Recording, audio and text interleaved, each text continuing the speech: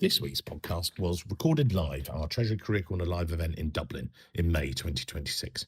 Four amazing treasurers: John James Dunn, founder at Elevate Treasury; Donna Foley, Global Treasury Director at SanDisk; Ronan Clifford, Senior Director of Treasury and EMEA Treasury Lead at Honeywell; and Amy Cullen, Director, Global Cash at Carrier, and me interviewing these four amazing treasurers live on stage in the heart of Dublin. It was a great session.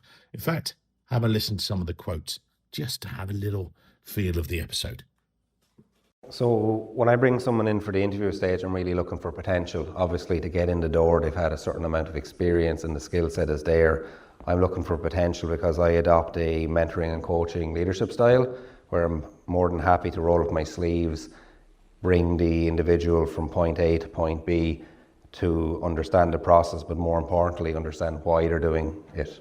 So if let's say a treasury analyst comes to me and they want to execute a hedge out 12 months and it's 25% bigger than the previous month, I say, well, why? And generally you get a bit of a blank stare going, well, that's what the system said. I want them to understand that, there's seasonality in the business or whatever the commercial rationale is, so that they're not just following the process from A to B, that they understand it. And that's why I look for potential, that they can absorb the learning from me, that eventually I can pass the responsibility over to them. Of course, they can come back to me with questions, just like Ronan has said, or vent, but ultimately they get responsibility, and that gives them the sense of satisfaction that they own the process from A to B, and they don't have a manager over their shoulder, that they're standing up independently. I think part of what I always looked for was, anything new that someone else didn't know how to do, or there was a problem, to your point, we're problem solvers. Whenever there was an issue within the business that needed a solution, I would always want to be at least looking at it and coming up with suggestions. What I also found is that I nearly almost try to automate my way out of roles, because by doing that, you're also then becoming a little bit more value add to new roles. So the more that you can almost build a scenario where you're no longer required in a certain role, it makes you one of the key picks for the next jump up. I suppose I just want to pick up on something that Donna said. Absolutely, there's an element of luck and getting stuck in certain projects. But what I always emphasize to my whole team, not everybody can work on everything. The ones that are, let's say, not working on the glamour projects, the ones that are doing the BAU, they're still contributing. So it's not necessarily focusing on what you aren't doing or what big projects you are. Get the reputation of getting stuff done. That's how you get the seat at the table. That's how you get your bosses noting, getting the reliability that if I give person this and they say it's going to be done by that day, that reputation is vital, and that's how you get, that's how I kind of view you get the seat at the table. So I went to course there, but for like 9 of the 11 years that I was with Change, I had just been saying yes to every opportunity and then wanted to come back. So I think, the experience being in and embedding yourself in a new culture, in a new community, the preconceptions that you might have of what Brazil is like, what Belgium is like, it's completely different when you're there. I've been supporting the team on Brazilian investments. It was nothing like that. I had the opportunity then to work in Argentina and support the Southern Code. So you get the theory of what's going on in all of these markets, and it's nothing like it. It gives you then the insight to actually challenge, particularly then having the opportunity at the corporate level to say this makes no sense, for them, and this is great in the US dollar economy, single banks, whatever, this won't work practically. So you just have those insights and then just build your own mindset, expand it, I should say.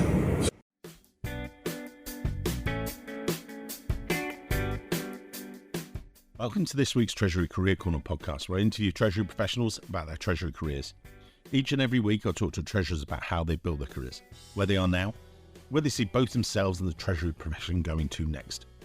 Let's get on with the show. Great turnout this evening. Thank you very much for everyone showing up. I know it's because we've got a free bar later, but I'm not going to hold that against you. We're going to enjoy it. I've got an amazing panel to join you tonight. So good evening, Dublin. No, we're not doing that. Come on, give it a bit more. Evening, Dublin.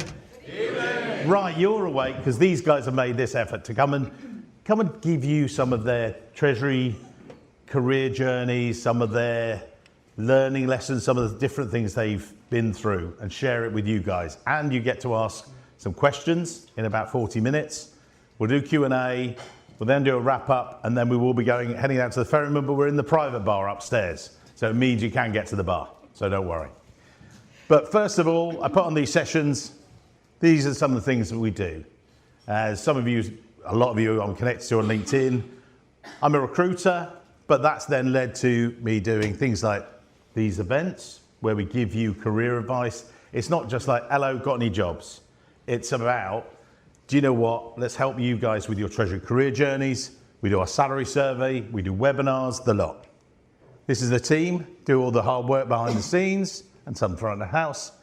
Now, these events would not happen without the amazing support of State Street, Chatham, Chrysler Coalition Greenwich. If you can all put your hands up, please. Let's see. Now make yourself right. Now look around at these guys. If we wouldn't have this venue without their support. So when you go at the end, if you want to get a free beer, you have to say hello to these guys. This is the running order. We're going to get each of the panelists to explain from the beginning of their career journeys where they've got to now. And we're then going to go into a bit more about education, qualifications, what it's played in their career journeys, what's been key to their success, and where do we see it going to next. Yes, we will do some technology AI, but not all evening. James would love that, I know, but we're not going to do that. Then we'll do some Q&A with about 10, 15 minutes to go. We do have to finish at 9:30 because the security... sorry, Jackie, did I say that? Oh, sorry. Sorry, 7:30, sorry. I wanted to give Jackie a bit. She is awake, it's great. There you go. We will be leaving at 7:30, but you will get to meet the panelists in the pub, ask them some one-to-one questions. So, first of all, I'll let each of you introduce yourselves. Grab your microphone and no karaoke. Good evening, everyone, and thank you, Mike, for the opportunity to speak here today. So, for those who don't know me, my name is John James Dunn. I'm a former group treasurer and former president of the ICT. I started my Treasury career in IBM on a graduate program, rotating around various departments before moving into the dealing room. I then moved on to Grafton Group PLC, where I established a Treasury function, implemented a TMS and won an Adam Smith Award. I took a brief stop in DCC with James, who's in the audience here today. Most recently, I was Group Treasurer of Glendimplex, where I introduced a brand new team, improved our processes, implemented a TMS, and I finished that role actually a few weeks ago, and I've just founded my own Treasury advisory business. So looking forward to the new adventure. Fantastic. Donna. Not really sure how to follow that one. Okay, I have had, I suppose my Treasury career didn't start as wanting to go into Treasury or even finance. I wanted to go into sports science, and that was my trajectory. I came over to Ireland, I was traveling, and then ended up in the bank. And then I stayed in the bank for 10 years, got a bit of a taste then for something different. I went and did the Masters in the DCU, Masters in Investment Treasury and Banking, and then moved into Treasury. I grew up in Xerox, that was where I really went through all of the Treasury analyst all the way through to Treasury Director role, and then very recently decided to move away from what I knew into a new role in SanDisk, where I'm currently the Global Treasury Director.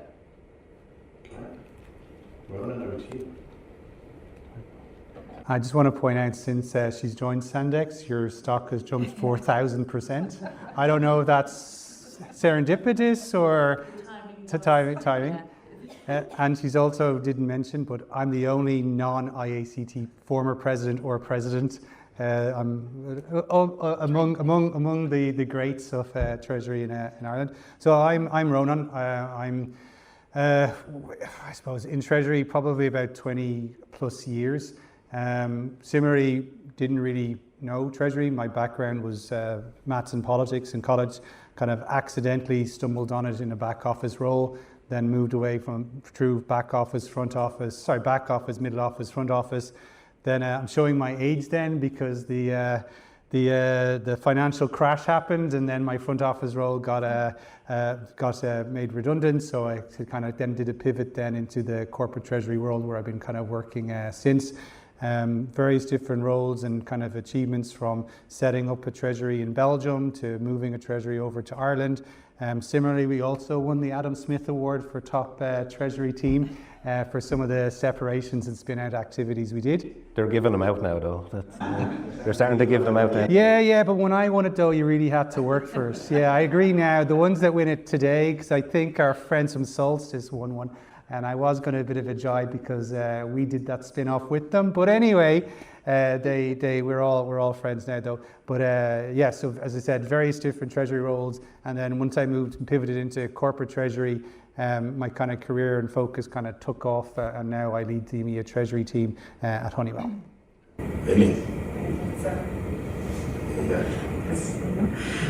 So Amy Cullen, the rest of them pretty much fell into treasury as well. I started off after I graduated from Trinity, thinking I was joining ABN AMRO outsourced treasury just to save for a trip to Australia, which was most of my peers were doing, moving over very earlier than I. But that gave me a taste for treasury. I really enjoyed what I was doing. I stayed there for 8 years until the financial crisis, but also decided that business that was successfully run, I think, by ABN AMRO, by Citi, by Bank of America, I mean, where a lot of us got our start, was wound down. And I then joined a bank and worked in the middle office there, and so we're rolling. Financial crisis hit, and I jumped the fence to corporate treasury. It was a role I didn't think I'd get with Johnson & Johnson because it was very tech focused, and I was interviewed by a very strict IT director, but still managed to do that. And stayed there for about 11 years in various roles, and then came back to Ireland because I had been abroad with J&J. And now I'm working with Carrier, so I'm privileged to join there 3 years ago to start up the Treasury in Dublin, and working there as responsibility for global cash management. Okay, so as it says up there, we've got a whole mix of Treasury professionals here, some with less experience, some with more, but so what we're going to explore is a little bit more of the earlier stages of your career. Now, each of these amazing treasurers has come up through, and I wanted to ask about the part of education and qualifications, because I know you guys all with the IACT are very much pushing that forward. I know John James, our podcast now, which we do every week, should have mentioned that. So we do a podcast every single week, 7.5 years, 420 episodes. A couple of guests have been, Amy's been on, Ronan's been on, these guys will be on, Donna will be on one day. She doesn't know it yet, but she will be. But joking aside, that is to help educate you guys and give you knowledge about Treasury. What would you say to someone, you talked about the Dublin University, you contributed there. Can you explain to the audience what you think they should be trying to focus on? Is it getting Treasury qualifications, general finance, or what do you think they should be doing at each stage? We'll go along the panel and then we'll flip around different steps. So to you. Yeah, well, I'll have to start with a selfish plug with the IACT and the Institute of Bankers. We have a professional diploma in corporate treasury, which has just started this year. There's actually several students in the class or in the room here today, and the feedback from the podcasts that are on the reading list has been absolutely fantastic. The course is grounded obviously in theory, but both myself and Jason, who is also a past president, sorry Ronan, both of us who are lecturing on it, we really want to take that theory but come at it from an application point of view. So how do you apply the theory? How do you think like a treasurer, taking the commercial and operational impact of the wider organisation into your treasury strategy, into how you shape your operating model? So if there's one thing you do is to have a look at that course, and please sign up. Well, big plug. With yourself, education, Again, study, I would say that we're the IACT are also offer a number of academies. Again, that's more from the, I'd say the kind of the junior, new starter within a treasury environment. There's also our level 2, which again is the next step. So I definitely say where possible, get the time, join those academies. I think as well, there's an awful lot to be said to making sure that in your own workplace, you're kind of making your own opportunities to learn. So there's going to be different things happening, and just ask for a seat at the table. You don't need to be part of any decision or necessarily part of a project team, but you can still be part of the discussions. Okay. Ronan. First of all, education is never a waste of time, regardless Treasury related or not. So if you've the opportunity and the time, 100%. What I would say is it depends on the more formal side of training. It really depends on what stage you're at and what experience you are. So sometimes if you're, let's say, like me, I came from a maths and politics background. I didn't have finance in my degree. So as I was in my early stages, doing a Treasury qualification made sense. I had the privilege of being over in London last week, and I met a lady who's a data scientist, and she was saying that, oh, she's now looking to do Treasury to move into our world. So it depends on where you are. Where if you're transitioning to a different role, the education can help. It can kind of just differentiate you or get you that front in the door. But similarly to what Donna said, when you have the opportunity within your role or within your peer group, ask smart questions. You don't necessarily need to be part of the project, but ask smart questions, kind of show an interest. I kind of jokingly say to people that report into me, I want people to give me a good headache. I want them to show enthusiasm. I want them to basically, come with me with not just problems, with solutions and ideas. And that's probably the best form of education. I would agree with everything that's gone before, but also say I think Treasury is a problem-solving profession. So, some of the best interns I had came from engineering, so you don't necessarily, as Ronan said, have to have that financial background.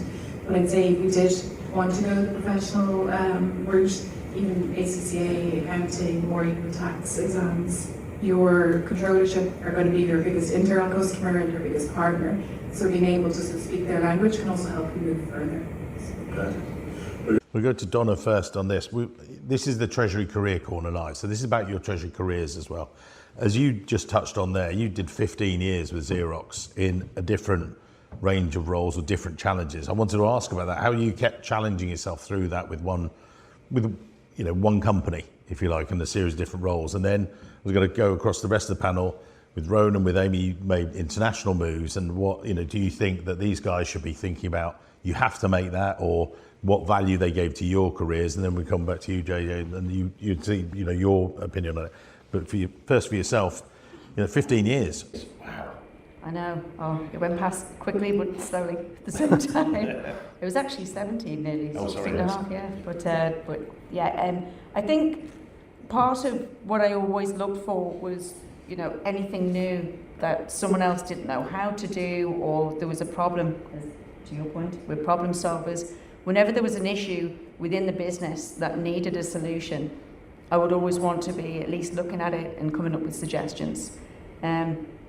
What I also found is that I nearly almost try to automate my way out of roles, because by doing that, you're also then becoming a little bit more value add to new roles. So the more that you can almost build a scenario where you're no longer required in a certain role, it makes you one of the key picks for the next jump up. This is what I found. When you're in a big company like Xerox, though, how do you make your voice heard? Where and you guys all have worked for smaller corporates and large corporates, but how did you actually prove your value or get your seat at the table? There's an element of luck as well. I was looking at certain opportunities presented at certain points.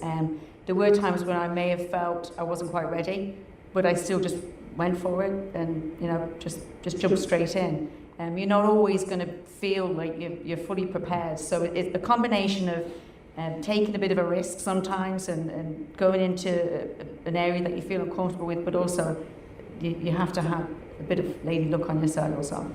Okay. Ronan, over to yourself. I followed you. You were on one of my earlier podcasts as well, and we were talking a lot about your journey then. Maybe for the audience, maybe just re-explain where you've been. You went internationally as well, didn't you? I suppose I just want to pick up on something that Donna said. Absolutely, there's an element of luck and getting stuck in certain projects. But what I always emphasize to my whole team, not everybody can work on everything. The ones that are, let's say, not working on the glamour projects, the ones that are doing the BAU, they're still contributing. So it's not necessarily focusing on what you aren't doing or what big projects you are. Get the reputation of getting stuff done. That's how you get the seat at the table. That's how you get your bosses noting, getting the reliability that if I give person this and they say it's going to be done by that day, that reputation is vital, and that's how you get, that's how I kind of view you get the seat at the table. Then in terms of, I suppose, my career, as I mentioned, I was an FX trader, and it was probably one of my kind of, I worked from back office to middle office to front office. So once I got to the front office role, I kind of thought I'd kind of made it in my career. And then the financial crash hit, and I suddenly realized, oh, what do you do now? And I wasn't really prepared for that ego-wise, and I wasn't really prepared for that just kind of skill-wise. So I kind of had to take a step back and kind of figure out where I wanted to go. And I kind of reasonably early realized that execution is the easy part. So to kind of move away from the glamorized version of anybody who watched Industry. It's not really like that, but for those that haven't watched Industry, but anyway, it's so hence moving to on the more corporate side. So I just got involved, as I said, in various different projects. There was absolutely an element of luck. I was working at Pfizer at the time. Pfizer were doing some spin-offs, and I was getting involved in a lot of continuous improvement projects, and an opportunity came to move across to Belgium. And I went, why not? I like beer, I like chocolate. So I moved across to Belgium. The role was brilliant because, again, working for Pfizer, massive company, then moving across to what became Zoetis, super interesting, setting up the front office for that company. But I could feel the career not progressing, if you will. So I went, okay, why not? This opportunity happened with Honeywell. And from there, it kind of just took off, similar to Donna, in the sense that I started off as Treasury manager, and now 11 years later, I'm leading the team. So yeah, just look at your different opportunities, position yourself. You may not get every opportunity you want, but having your manager know that you're there, you're reliable, and that when those times come, you will deliver, then that's kind of how you get the progression. And in my case, as I said, for me, it took me to Belgium. So I had the privilege of setting up that team in Brussels, and then also the privilege then of setting up something similar in Dublin. Okay. And Amy, with yourself, you've obviously made a number of different moves and things. Over to you. Totally. So for me, I mentioned that I didn't think I'd get the role with J&J because it was very technically focused, building a system on daily interest factors, which I'd never done before, especially the corporate treasury. But again, the milk element, the team were really nice, they were very open, they let me more or less shadow them and ask the questions, so I got to do a lot more with them. I was back and forth to Belgium as well a lot, and got to meet the wider group. I then wanted to progress, I really enjoyed the corporate treasury space, and if I wanted to progress to manager, the next available role was going to be in Brazil. So when my manager at the time gave me that option, he was laughing into my face basically, because he would not go. But I didn't mind it. It was a challenge. I've been dealing with the team there in Brazil, and I knew also I could just come back. Right? So I didn't really like it, or very stressful, or get higher hopes in my Portuguese at the time.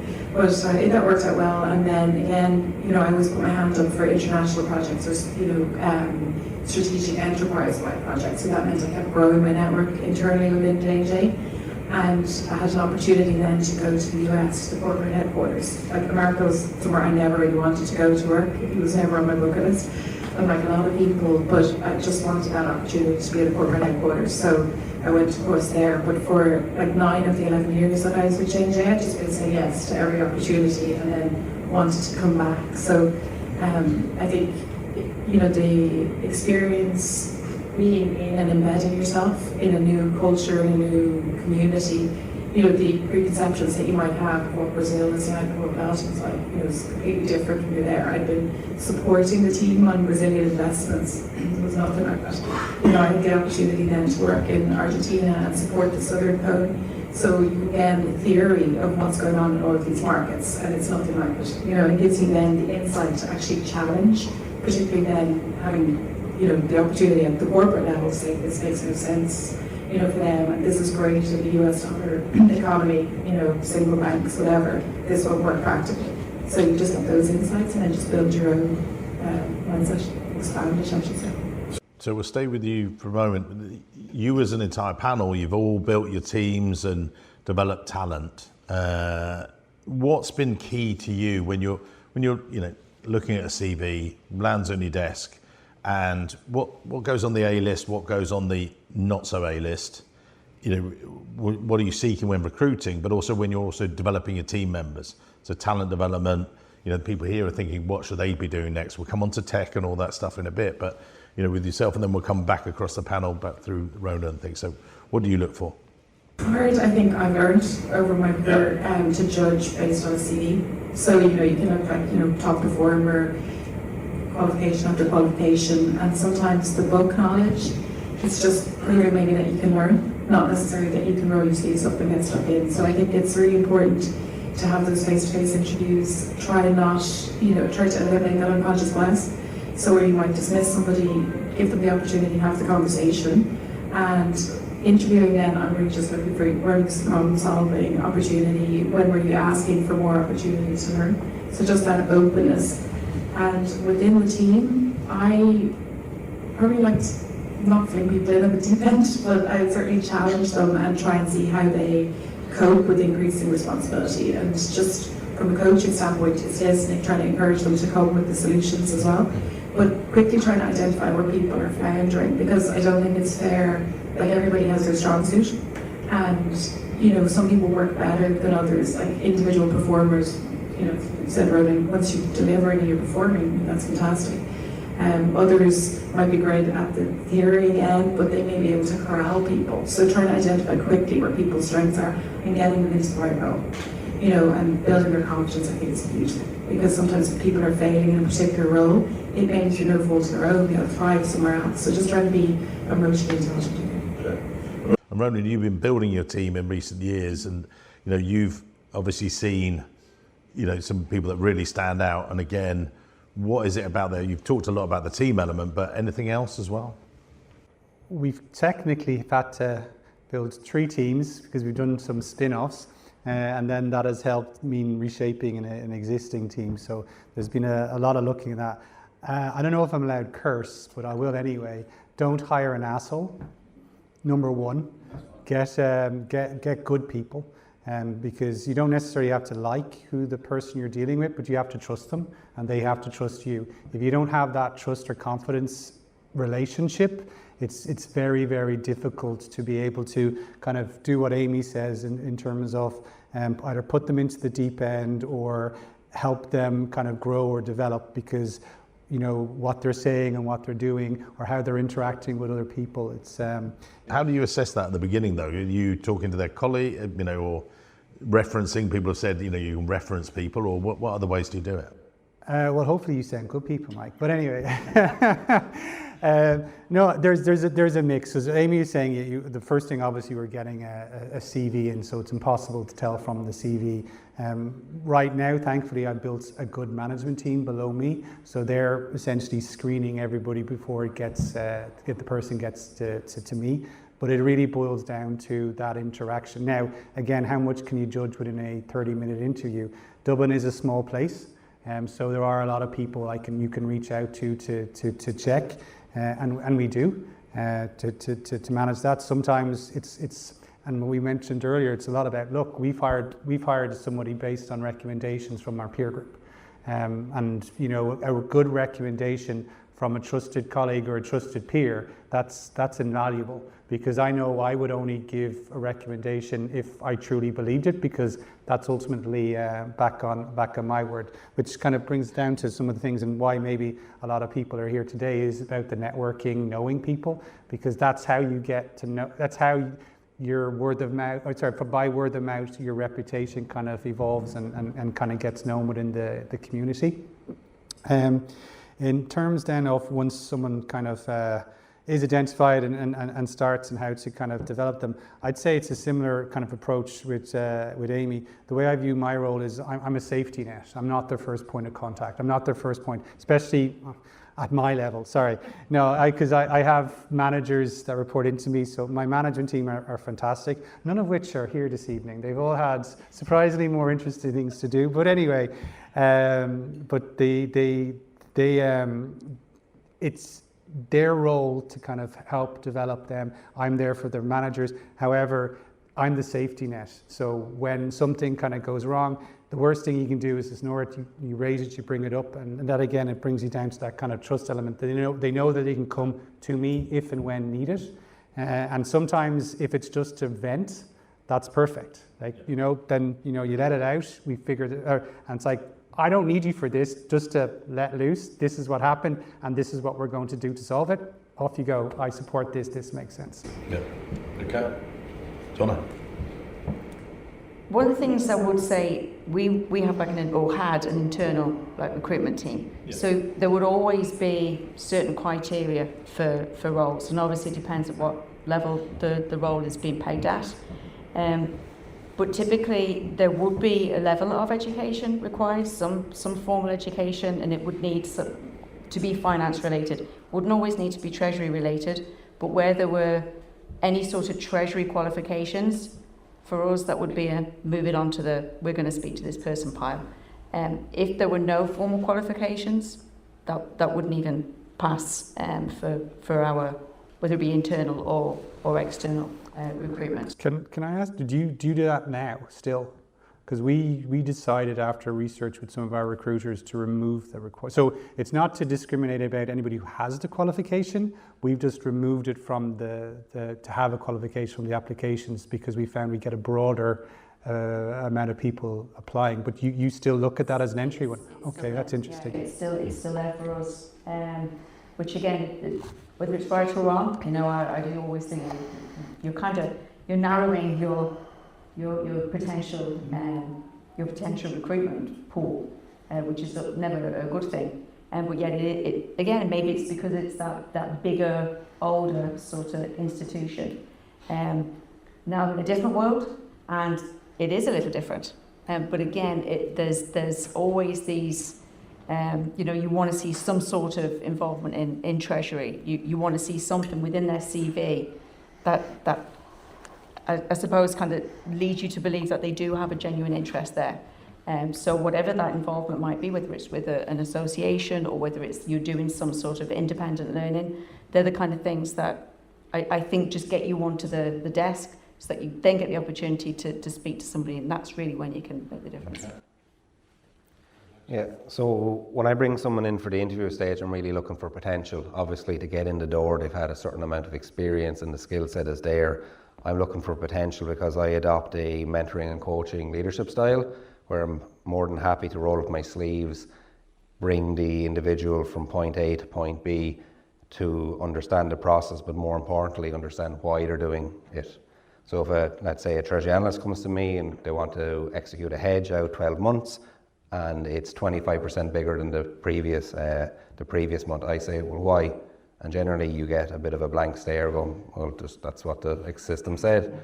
I want them to understand that there's seasonality in the business or whatever the commercial rationale is, so that they're not just following the process from A to B, that they understand it. And that's why I look for potential, that they can absorb the learning from me, that eventually I can pass the responsibility over to them. Of course, they can come back to me with questions, just like Ronan has said, or vent, but ultimately they get responsibility, and that gives them the sense of satisfaction that they own the process from A to B, and they don't have a manager over their shoulder, that they're standing up independently. I'll stay with you for a moment on, if I may, that we're going to go on to technology and AI, because I know you guys want to ask, and you can ask some questions about it later as well.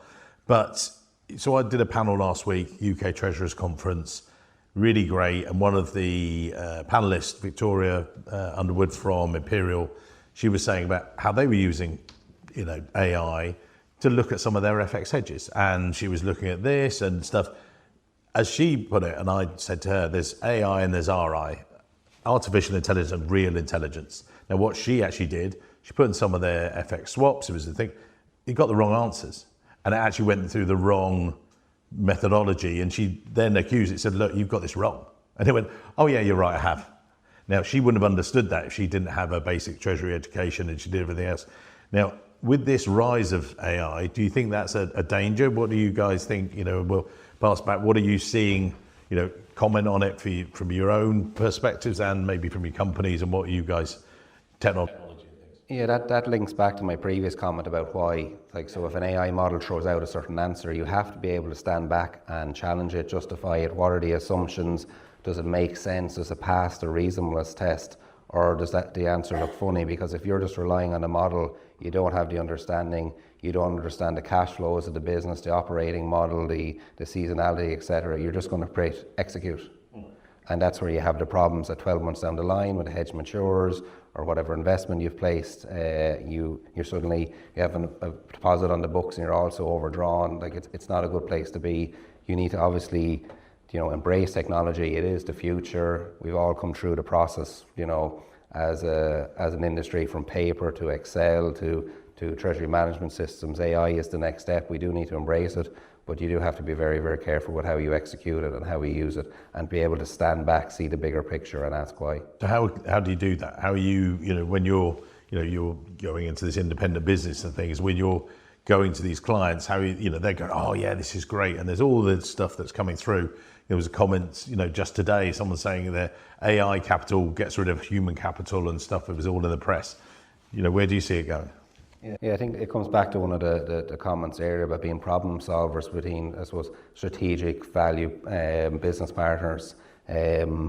Yes, AI can remove a certain amount of workload, but that should just see us as treasurers go up the ladder into value creation that we can deliver. That we just can't be seen as processors. I think, as Ronan said, moving from just doing the execution to the wider group treasury function, and being I suppose a partner to the C-suite, a partner to the wider business to help them achieve their business goals. Yeah. Donna, you're in SanDisk technology. I know it's manufacturing and things, but Very behind. Oh, okay. This is recorded, but okay. No, I mean the way that they embrace AI is something I've never seen before. So I'm trying to get comfortable with their level of comfort with AI. But John James's point is exactly right. Like, it's great at putting the numbers together. It can throw out analysis, but it's being able to understand what assumptions have been built into any AI tool, so that you can make sense of what it actually spits out at the other end. But it's here to stay, and you need to just embrace it. I think as well, as an element of AI, it needs to learn as well. So it needs a lot of investment, so that you're actually teaching it what's right, what's wrong, so that the AI itself is sort of learning itself. Yeah. AI is making my emails more human. That is for sure. Sometimes when I have Copilot write some of my emails, I'm like, yeah, that's not me. they'll know that's way too polite and too nice and too friendly. But they've kind of hit the nail on the head. Like, you have to embrace the technology. It's here to stay for sure. Having that natural curiosity definitely helps.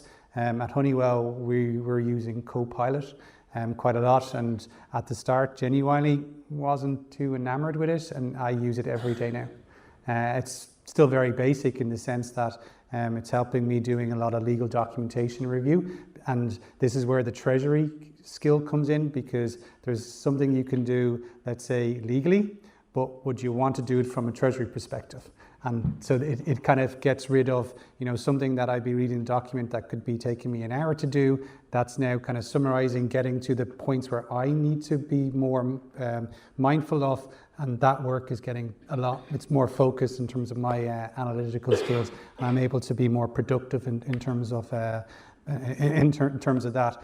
But like, a lot of companies are rolling out it very, very differently. Agentic AI, I think we're still a good bit away from, especially full end-to-end, because we don't have it in the human world where one person does everything. There's controls, there's SOX controls, and there's break and there pauses. So it won't replace the human element of it. It just replaces the time to get the data, the time to get the analysis, make it a lot quicker, coming with recommendations, but not necessarily full agentic straight through. But for companies that do have Copilot or whatever version you might have, play around with it.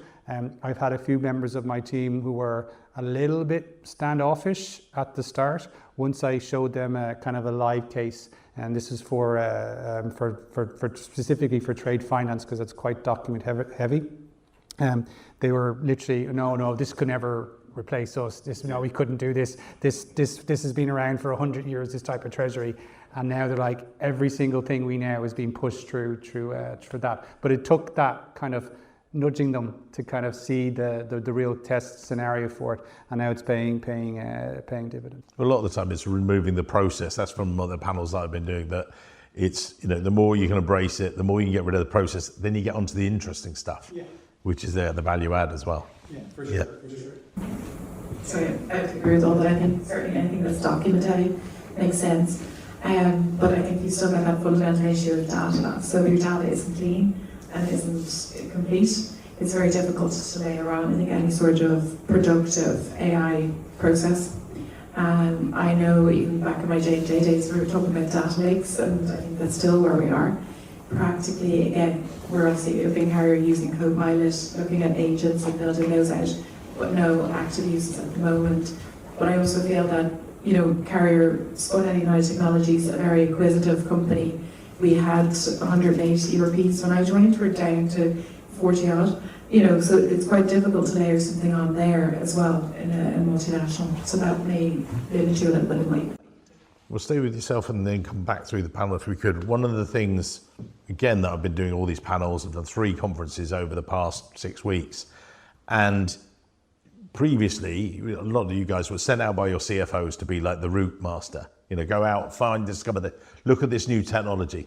But a few years ago, it was blockchain. Everyone was, blockchain this, blockchain. And now you're going, block what? It's like, now obviously it's different with technology, but there's also other things where they're now saying, look, we want you as a treasurer to, connect with the business much more. Go out, before you were specialist, now you're back out the corner. What do you see as the biggest opportunities for Treasury to get involved, or where do you see it going to next, sort of thing? We'll start with yourself and then come back across. Yeah, I think treasurers are really nosy by nature, right? We want the context for everything. So even if you're given a model and the numbers are there, you still want to understand the context of them. And John James mentioned on it as well. Like, what is the business? What are you here for? What is the mission statement of the company? And understanding that, then just the logic has to come through, right? And the rationale for what you're trying to achieve. But I think you can't beat relationships. Putting yourself in front of CFOs, speaking to the CBS teams, like understanding what are they doing on a day-to-day basis, what are they trying to achieve. Like, I have had many fights with IT people because they want to power ahead and build out an e-commerce model, and you're trying to explain to them why you can't just layer on anything, price-wise, but who's got my cash, thinking the other questions. But you just have to get out there. And I know it's tough because a lot of companies have travel bans and things like that, but there's going to be an opportunity, even virtually, to put yourself in front of people, even asking, as Donna said, can I join this meeting, silent observer, just to learn more, but then also reading. Like, there's so much out there in terms of your industry, and then different things that your CFOs, CEOs attend. Ronan, to you. The only thing I'd add to what Amy says, it's super important within your own organization to build those allies, those connections. So we talked about, the controllership, the legal, the tax, and the various different stakeholders. Knowing those people, partnering with them, learning from them. And Treasury, you are quite nosy, absolutely. But I think we're very people, in the sense that we, as a function, I think it's almost unique in finance in the sense that we pretty much have stakeholders in almost every area of the business, because cash touches every area of the business. So you don't necessarily have to be an expert in all the various different aspects, but the amount of times I've had calls where I'd be like, I'm not the tax person, but I'm not the controllership person, but, because you are naturally brought into conversations and discussions with the various different business or stakeholders, and you learn. One of the things that our treasurer is very much focused on outside of the technology side, and it's kind of Amy was alluding to it, is on the people management and stakeholder management of the business, getting closer to them, because we are or will get more processes operationalized or automized, which then should hopefully, in theory, free you up to kind of get more closer or to the various stakeholders and your business units. And we gave some examples of why understanding the seasonality of your flows or just the type of area you're in are important for treasurers. But that people element is very much prevalent for us. I think what I've found is everything that you said, absolutely. But I think as well, Treasury is almost the glue that brings it all together, because of the fact that we have the finger in so many pies around the organisations. I think Treasury is kind of the glue. Very rare do you find a tax team trying to pull in all of the various elements of the business that really need to be party to any discussions or decisions. And I think because of our curiosity and because we are always thinking big picture, we're always trying to look at, who else is this going to impact? We typically are the sort of the centre of the universe, but we are everything we've got. I know, but it is that whole all roads lead to Treasury. No matter what it is, it leads to Treasury. But yeah, I think it all boils down. You have to be a business partner. You have to build a tangible relationship. As Amy said, there's no replacement for face-to-face. And you have to bring the businesses on a journey, sell them the success story. You have to explain to them what you're doing, why you're doing it, whether it's an implementation, a transformation, a centralization, whatever it is. You need to explain to them, because they can be quite tunnel focused. So a lot of them are typically accountants by nature. So month-end, quarter-end, year-end. Month-end, quarter-end, year-end, you need to show them the bigger picture, explain to them the journey, how we're going to get there, what are the benefits, because a lot of them don't understand, I suppose, corporate treasury, ERP systems, TMSs. They need to be brought through that kind of decision process so that you can bring them along. And if you're able to connect with people, you'll have a far greater probability of success. I'm going to go to questions shortly, but I'm going to ask one more question of the panel, starting with you, Jade, and going back across. You talked earlier at Dublin University. You're obviously face-to-face time with some of these more junior guys who are or earlier in their treasury careers and finance careers. As you look back to your treasury career, any advice that you would have given to an earlier version of yourself about do's and don'ts that these guys can learn from? And then we'll pass it along the panel. Then I'll steal your microphone and get out to the audience to give these guys. But yeah, so I mean, you've got it firsthand. So you've done some rehearsal and saying, right, this is what I did, but don't do this. But yeah, I suppose looking back at my career, my biggest regret is while I worked in international and global organisations, is not taking the opportunity to maybe travel, both from a professional and personal perspective. I've done secondments, I've always had, done secondments in different countries, but nothing really on a more permanent basis. I've always had that cross-cultural element to my roles, but getting out, and Amy and Ronan can testify, getting out and actually living and breathing a different country is a different story. So that's something that I would recommend to any of the next generation. Then one thing to add, and I see this when I'm doing my interviews, when I'm doing my lecturing, is the soft skills, the people management. A lot of people are unaware or don't maybe fully appreciate the value that you must place on your soft skills, whether it's public speaking, presenting, managing people, selling your success story to stakeholders, to the C-suite. As Ronan said, building that reputation that, come to me, I will deliver. That's something that I suppose the next generation need to be cognizant of. yes. I also missed out on an opportunity to travel, but I'm not sure if it's something, even if I went back, I'd actually do it again. But I am a big advocate of taking those opportunities. I do think that sometimes when you are on that whole trajectory, you need to also keep a little bit of yourself, keep a little bit of time for you as well. I think there's times when you can just be all in, and I don't necessarily think that's always been something that I would do again in the future. For things that I would definitely say, do be curious, stay curious, put your hand up as many times as you can to take advantage of opportunities that you're really excited about. I suppose for thinking back, I'd say when I had when the financial crash happened and my position did get made redundant, I was a trader at that stage, and I kind of went, I'm now a trader, this is where I want to be. I kind of, looking back, rested on my laurels a little bit. I stopped pushing myself. I stopped kind of getting those stretch assignments. I thought I was where I'm supposed to be. I didn't kind of continue to kind of, to push. So wherever you are in your career, just, work outside your comfort zone. Believe it or not, some people who may know me, they think I'm a natural extrovert, but I'm not. But I make sure I try and put myself in those scenarios where I'm kind of forced to push myself a little bit. And so, look, that's the advice that I would give to my younger self, is that no matter what stage you are in your career, keep pushing. Pretty similar to that, I think the only thing I probably would have started sooner is maybe advocating for myself a little bit more, and being a bit more confident to take on the projects that I wanted to take on. I got lucky with some of the people I worked with who were quite open and, want to give you that start. But when you feel you can do it, just go for it. Don't be worried about failing maybe, or letting people down. And other than that, I think, once I figured that bit out, putting your hand up to do things and just get stuck in and see where you can help people, I think it's the best way to do it, to live and to learn.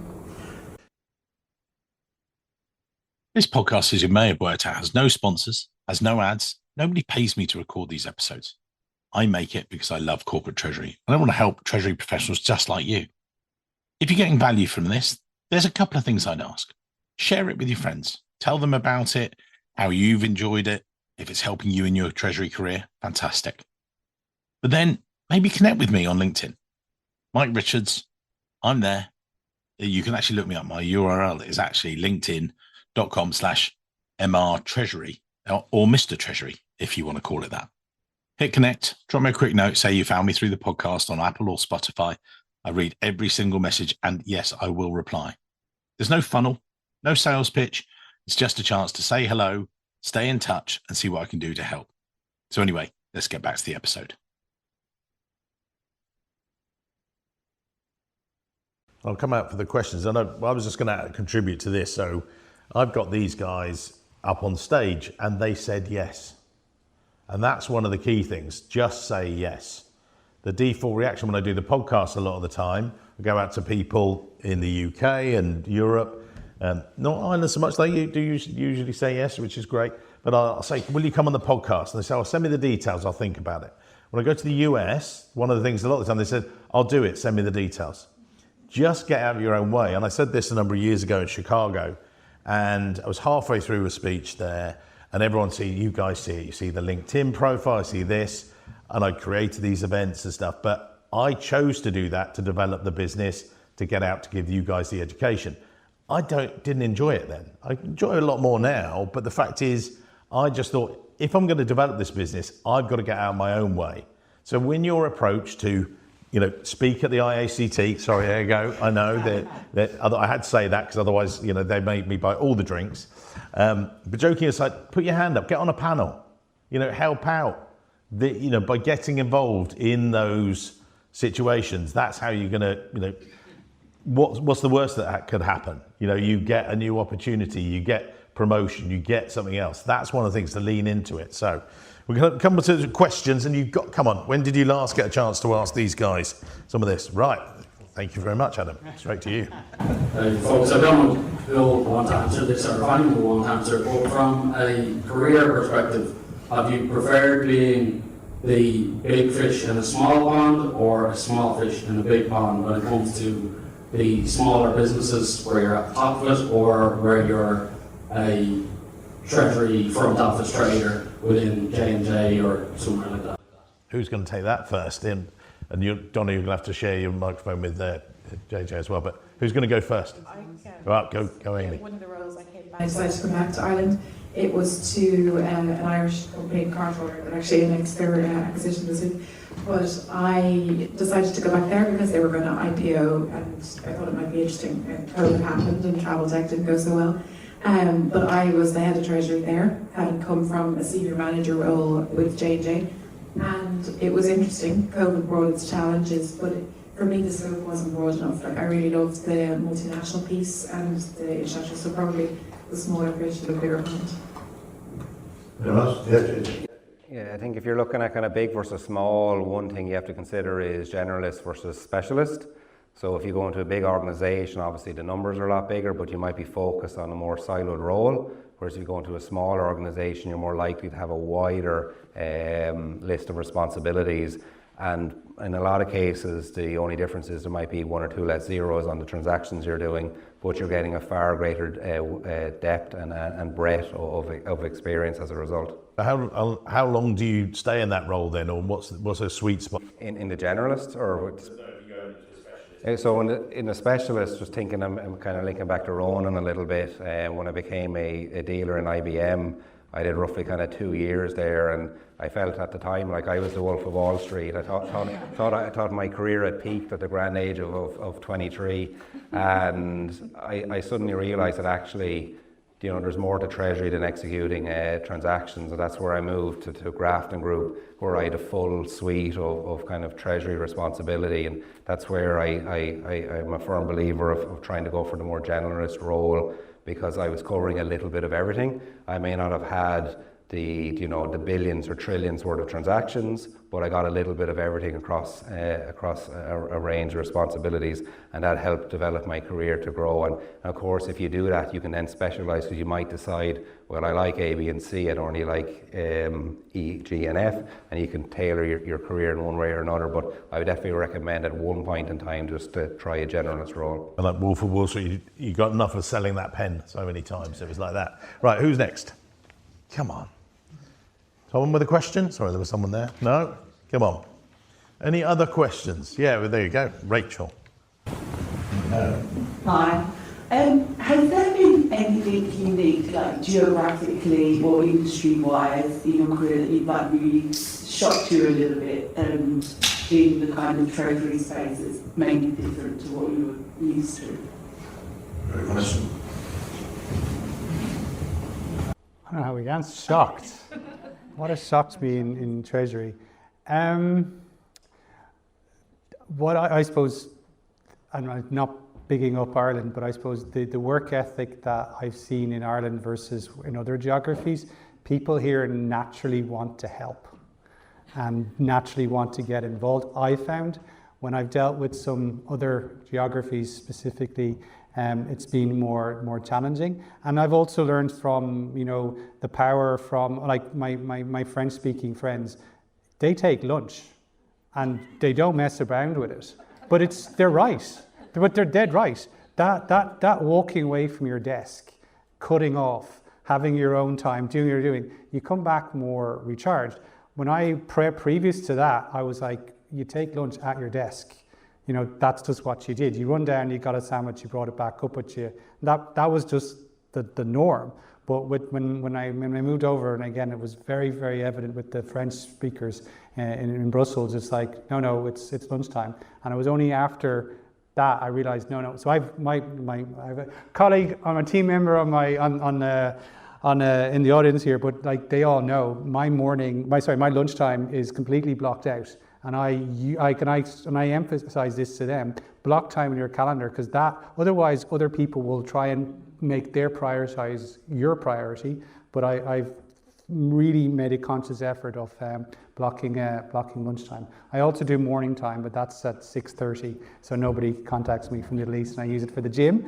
But for lunchtime, that's probably the biggest shock, that kind of cultural kind of nuance. Yeah, I'd say just more on the Treasury side. Being in Argentina, and you think you've got all these controls around dollars, and you have your pot, you could take that. But that's not always the case, and so many different markets, you'll never get a no, but you will get a yes. And again, go back to the relationship piece, because you have to get to know who to work with in certain markets to get your yes, or to have somebody navigate for you. So like finding the right banker that has the in to the Central Bank of Argentina, that will make sure that you can have the allotment of dollars that they have. Like simple things like that, because, and it goes back to the point I made earlier about policies and corporate policies and what you should do and how it should work. And it doesn't always work like that. So that's a shock for me at the time. Yeah, I think the only other area that I have kind of just been a little bit surprised in Japan, and the way that the business works for particularly where I'm working at the moment. It's almost like it's off limits to Treasury. The relationship is all managed by the business in Japan, very, very proud of their relationships with their banks. And it's quite it's something that just feels very much, we're not in there yet. It's something obviously I want to break through, but that was a little bit of a surprise to me. One thing that shocked me just generally throughout my career is the speed or lack thereof of our banking partners, and particularly the French-speaking ones. Not to pick on any particular culture, but We'll have to cut this out. It'd be nice. And I suppose that kind of comes back to stakeholder management. So if you are going through a transformation and implementation, so you have to get them on board very, very early, because if you're going to build up your reputation, you're going to build up your success story. If they're not going to deliver on time, overall your project is not going to be delivered on time, and then it's your reputation, your success story that's at risk. So it's imperative that you manage your stakeholders, you get your banks, you get your vendors, your software suppliers on board, and get everyone internally and externally lined up. So one of my podcast guests, Mike Larson, a while ago from ComputerShare, he actually talked directly to this, and he didn't want to make too much light of it, because he said, look, if you want to get on with your English partners, you go to the pub. But he said, but it wasn't just about going to the pub, it was actually meeting them, having a drink, but getting to know them in a relaxed setting. Whereas where he went then out to Asia, you met over lunch and you would go out, and he would, sponsor the team. He would take them out and say, no, we've all got to go out to lunch, but not you have to come, but they wanted to. And actually that was one of the key things. It was, for them, it was that's how they got to know you, and that was the culture. So I think it's being culturally sensitive and things like that. So that's one of the key things. And we've got some great takeaways for you guys, and I've got a little challenge for you towards the end. So we're going to go to those as well. So we've done the questions. JJ, you've got some time for this as well, so that's good. Well, you got it at the back. You see if you can. Yeah, my glasses aren't on. I suppose I've kind of probably touched on that already to a certain extent, to broaden your Treasury knowledge. Obviously, shameless plug once again, look at the IAB course. And as I say, understand the bigger picture. Ask why. I think someone has a phrase as it asks why 3 or 5 times to eventually understand exactly why you're doing something. So that's something that you can kind of take away and think about. And throughout my career, I've always combined education and practitioner. During my 20s, and this is going to sound a little bit boring, and potentially why I didn't travel as much as some of the others here, is I was pretty much studying part-time throughout my whole 20s. I did the graduate certificate, the MSc, and then CIMA all back-to-back. So that's roughly about 7 years of study back-to-back.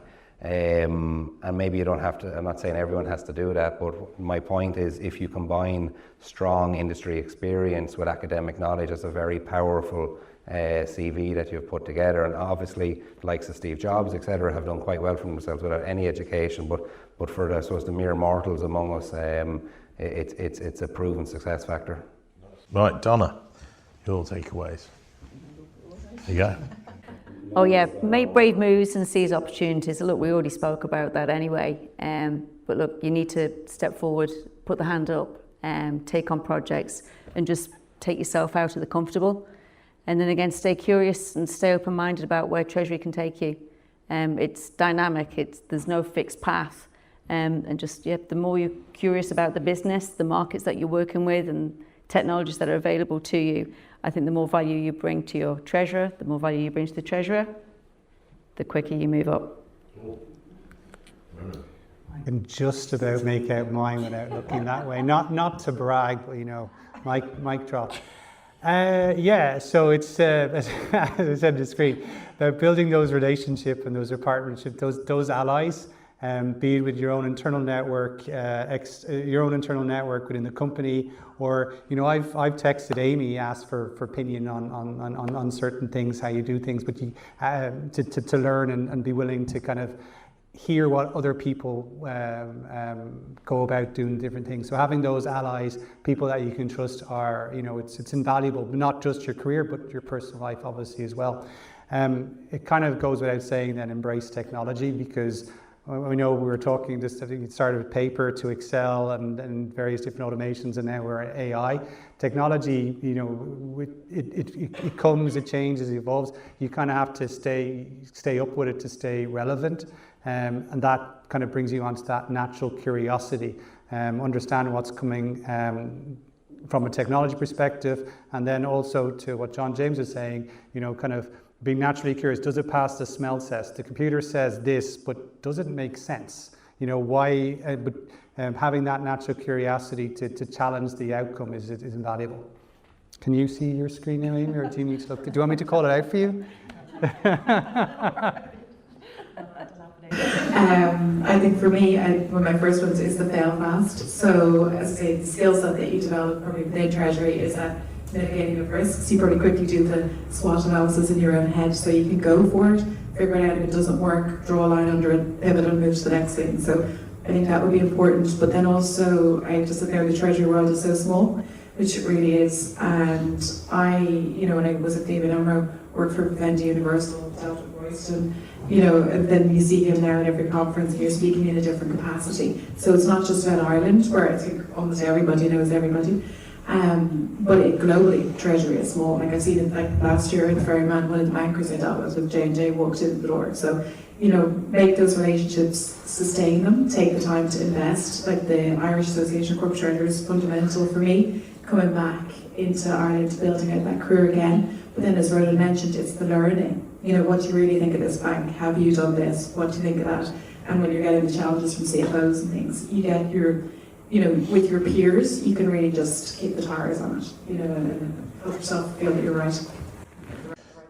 So when I go through this episode in the editing later, I might even just run a test of how many times these guys have mentioned the word network. And actually, Can you remove my curse from earlier on? I think that wasn't too bad, I don't think. But you've got here where Amy's saying about maintaining your network. This is the key bit. When you're talking to people this evening, and don't, actually engage with them. Don't just, it happens. I think you guys are very good at it. I've got to say, some of you do need to work at it, to actually engage with them and things. Then when you've met them this evening, reach out to them as well. Stay in touch, but then don't just say, oh, we met, yeah, let's connect. Actually add value to them as well. Now that comes into the networking challenge that we do. There you go.